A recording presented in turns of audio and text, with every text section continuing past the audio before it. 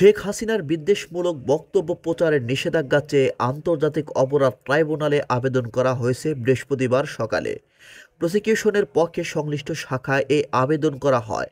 সবশেষে ভারতের মাটি থেকে মার্কিন যুক্তরাষ্ট্রে আয়োজিত এক আলোচনা সভায় ভার্চুয়াল বক্তব্য দেন শেখ হাসিনা। সেই বক্তব্যও সামাজিক যোগাযোগ মাধ্যমে বিভিন্ন প্ল্যাটফর্মে প্রচারিত হয়। প্রসিকিউশন বলেছে, শেখ হাসিনা যে সমস্ত হেট স্পিচ দিয়েছে তা বন্ধেরই এই আবেদন।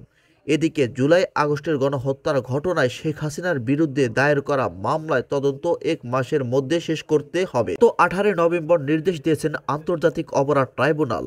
আগামী 17 ডিসেম্বরের মধ্যে এই প্রতিবেদন দাখিল করতে হবে। এর আগে শেখ হাসিনাকে গ্রেপ্তারের ইন্টারপোল রেড নোটিশ জারি আবেদন করা হয়।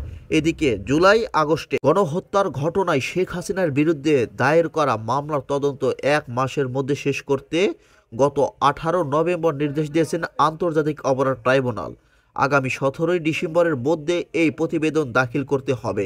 এর আগে শেখ হাসিনাকে গ্রেপ্তার ইন্টারপোল রেড নোটিশ দেওয়ার আবেদন করা হয়। এরই মধ্যে গণহত্যা ও মানবাধিকার বিরোধী অপরাধে অভিযোগে গ্রেপ্তার দেখে আওয়ামী লীগের সরকারের সাবেক 9 মন্ত্রী ও 2 উপদেষ্টা, অবসরপ্রাপ্ত এক বিচারপতি ও সাবেক সচিবকে কারাগারে রাখার নির্দেশ দিয়েছেন আন্তর্জাতিক অপরাধ ট্রাইব্যুনাল। পার্থক্য থাকলেও আমরা পরস্পরের শত্রু নই। প্রধান উপদেষ্টা বৃহস্পতিবার 5 ডিসেম্বর বিকেলে ফরেন সার্ভিস একাডেমি ধর্মীয় সংগঠনগুলোর সঙ্গে বৈঠকে তিনি এসব কথা বলেন। ডক্টর মোহাম্মদ ইউনূস বলেন, সব দাবি দেওয়া বাদ দিলেও একটা দাবি পরিষ্কার, সেটা হলো আমাদের সবার বলার অধিকার, ধর্মের অধিকার, কাজকর্মের অধিকার। সেটা এসেছে সংবিধান থেকে, যেটা নাগরিক হিসাবে প্রাপ্য। রাষ্ট্রের দায়িত্ব সেটা নিশ্চিত করা। ভুল তথ্যের বিষয়ে সবাইকে সজাগ ও সতর্ক থাকার আহ্বান জানিয়ে প্রধান উপদেষ্টা বলেন, এখন আবার প্রচার মাধ্যমে বলা হচ্ছে হামলা ও অত্যাচার হচ্ছে। আমি খোঁজ নিয়ে দেখলাম এটা হচ্ছে না। তথ্যের মধ্যে বিশাল ফারাক আছে।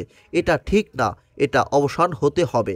তথ্যের মধ্যে গরমিল হচ্ছে, কিন্তু প্রকৃত তথ্য জানতে চাই। সত্য জানার প্রতিজ্ঞা প্রতিষ্ঠাতা করতে চাই। ঘটনা ঘটতে পারে, কিন্তু দোষীকে বিচারের আওতায় আনা হবে।